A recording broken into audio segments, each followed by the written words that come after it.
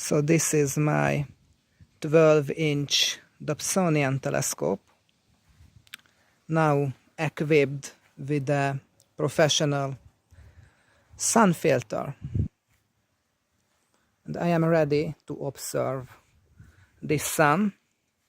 I'm now using a 16mm Plusl eyepiece. Please like and subscribe to my channel.